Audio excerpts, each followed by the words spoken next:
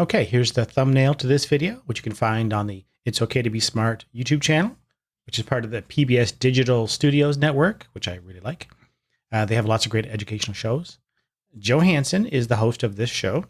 As I said, he's got a PhD in biology, and he writes the content for this show. You can find the link to the video in the resource section of this video, or you can just search for it on YouTube. That title, Fact versus Theory versus Hypothesis versus Law Explained, is the title of the video. So from now on, I'm going to assume that you've watched the video.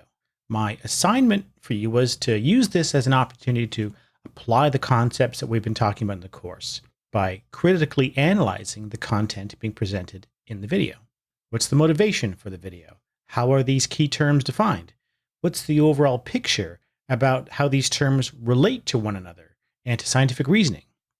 And does the video say things that should be challenged?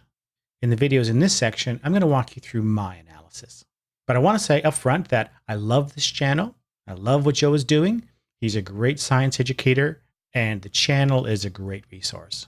But he's not a philosopher of science. And that's okay. Philosophical issues surrounding the nature of science and scientific reasoning are tricky, and generally, they're not part of the formal training of scientists. So I'm going to be critical of some of the things he says in the video, but his breakdown of the scientific method is better than many, many other examples that I've seen. So none of this is intended as a diss on Joe.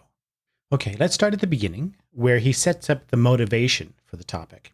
He says that evolution by natural selection is a theory. So is climate change. But people keep saying that like it's a bad thing. Now, who are these people? He doesn't say explicitly, but it's implied that he's talking about skeptics of evolution and skeptics of climate change. People who are inclined to use the phrase, evolution is only a theory, or it's just a theory, or climate change is just a theory. In our terminology, we would say that these people are using the term theory in an epistemically loaded, downplaying usage. The word is used in such a way that it presupposes a certain epistemic status, and in this case, a lower epistemic status. Theory in this usage just means speculative, tentative, not yet proved, just one possible explanation among many.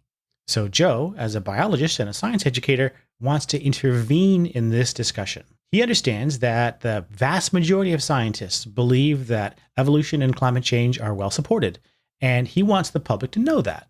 But if the public thinks that the term theory means not well supported, then he wants to block that inference. He wants people to know that calling something a theory doesn't have to imply that it's not well supported.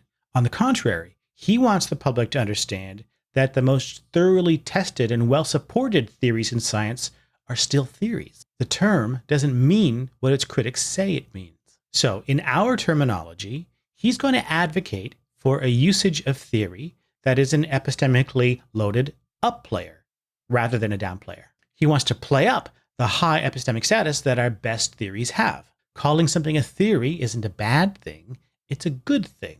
So I take this to be the prime motivating impulse for this video.